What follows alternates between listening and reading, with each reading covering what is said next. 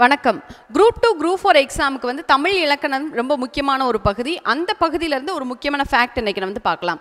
சரி, தமிழ் எழுத்துக்கள் அப்படிங்கிறத நம்ம பார்த்துருந்தோம். தமிழ் எழுத்துக்கள் மொத்தம் வந்து 247 எழுத்துக்கள் இருக்குது அப்படின்னு சொல்லியிருந்தேன் இல்லையா? அதில் இருக்கக்கூடிய முதல் எழுத்துக்கள் அப்படிங்கிறது உயிர் எழுத்தும் மெய்யெழுத்தும் சேர்ந்தது முதல் எழுத்துக்கள்னு சொன்னோம். அப்போ அந்த உயிர் எழுத்துக்கள் அப்படிங்கிறது இருக்கு இல்லையா, அது மொத்த வகைகள் 12. உயிர் எழுத்துக்கள் 12. அப்போ அந்த 12 என்னது?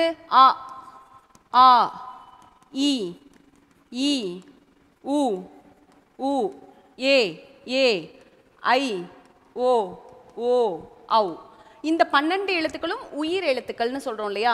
இந்த உயிர் எழுத்துக்கள் எதை இடமாக கொண்டு பிறக்கிறது அப்படின்னு பார்த்தீங்கன்னா, காற்றை அடிப்படையாக கொண்டு பிறக்கின்றது. அப்போ அந்த காற்றின் உதவியால் பிறக்கக்கூடிய எழுத்துக்கள் தான் என்ன சொல்கிறாங்க? உயிர் எழுத்துக்கள் அப்படின்னு நம்ம சொல்கிறாங்க. அப்போ அந்த உயிர் எழுத்துக்கள் பிறக்கக்கூடிய இடம் என்ன அப்படின்னு கேட்டிங்கன்னா கழுத்து. ஓகேவா? அப்போ உயிர் எழுத்துக்கள் பிறக்கும் இடம் எது அப்படின்னு பார்த்தீங்கன்னா கழுத்து. சரிங்களா?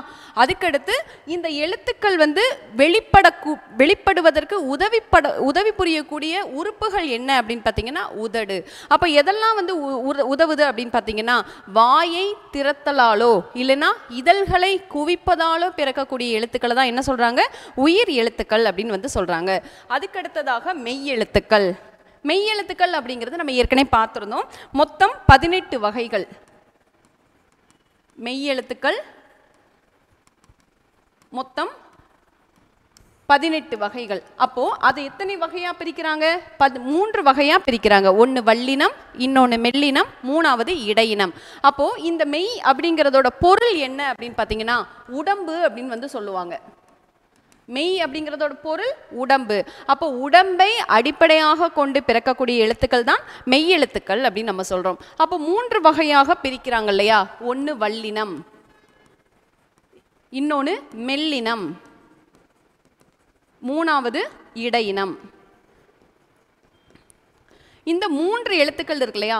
இந்த வல்லினம் அப்படிங்கிறது என்னன்னு பார்த்தீங்கன்னா கசட தபர அப்படின்னு வந்து சொல்லுவாங்க. கா, ச, ட, த, ப, ர. மெல்லினம் அப்படிங்கிறது ஞஞன, நமன. மூணாவது இடையின எழுத்துக்கள் எரள, வளல. இது வந்து நம்ம வந்து உச்சரிக்கும் போது ஈஸியாக இருக்கும் அப்படிங்கிறதுக்காக நம்ம இதை வந்து சொல்கிறோம். அப்போ மெல்லின எழுத்துக்கள் அப்படிங்கிறது இந்த புள்ளி வைத்த எழுத்துக்களை தான் நம்ம மெய்யெழுத்துக்கள் அப்படின்னு சொல்லுவோம். அப்போ இக்கு, இச்சு, இட்டு, இத்து, இப்பு, இரு, இங்கு, இஞ்சு, இன்னு, இந்து, இம்மு, இன்னு, ஈ, இர், இல், இல், யு, இல், இல். இதுதான் என்ன சொல்கிறாங்க? இடையின எழுத்துக்கள் அப்படின்னு நம்ம சொல்கிறோம். அப்போ இந்த வல்லினம் அப்படிங்கிறது எப்படி ஒலிக்கும்? வன்மையாக ஒலிக்கக்கூடிய எழுத்துக்களை வல்லின எழுத்துக்கள்னு சொல்கிறோம். அப்போ மெல்லினம் அப்படிங்கிறது மென்மையாக ஒலிக்கக்கூடிய எழுத்துக்களை மெல்லின எழுத்துக்கள்னு சொல்றோம். மூணாவது இடையின எழுத்துக்கள், வன்மையாகவும் இல்லாமல் மென்மையாகவும் இல்லாமல் இடையில் ஒலிக்கக்கூடிய எழுத்துக்களை இடையின எழுத்துக்கள் அப்படின்னு நம்ம சொல்றோம். அப்போ இது எல்லாமே எழுத்துக்கள் பிறக்கக்கூடிய இடங்கள் என்ன அப்படின்னு பார்த்தீங்கன்னா வல்லின எழுத்துக்கள் மார்பை அடிப்படையாக கொண்டு பிறக்கிறது. இது வந்து கேள்வி வந்து கேட்பாங்க.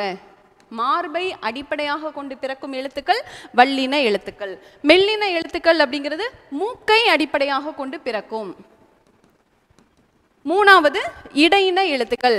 இடையின எழுத்துக்கள் கழுத்தை அடிப்படையாக கொண்டு பிறக்கிறது. அப்போ ஏற்கனவே வந்து உயிர் எழுத்து இருக்குது இல்லையா? உயிர் எழுத்தும் கழுத்தை அடிப்படையாக கொண்டு பிறக்கும். அதே நேரத்தில் இடையின எழுத்துக்களும் கழுத்தை அடிப்படையாக கொண்டு பிறக்கும். அப்போ இன்னொரு எழுத்து இருக்கு தமிழ் மொழியில, ஆயுத எழுத்துன்னு இருக்கு இல்லையா? அந்த ஆயுத எழுத்து தலையை அடிப்படையாக கொண்டு பிறக்கின்றது. அப்போ வல்லினம், மெல்லினம், இடையினம். வல்லினம் மார்பு, மெல்லினம் மூக்கு, இடையினம் கழுத்து. சரிங்க? இதுதான் வந்து உயிரெழுத்துக்கள் மெய்யெழுத்துக்களுக்கான முக்கியமான ஃபேக்ட்ஸ். தேங்க்யூ.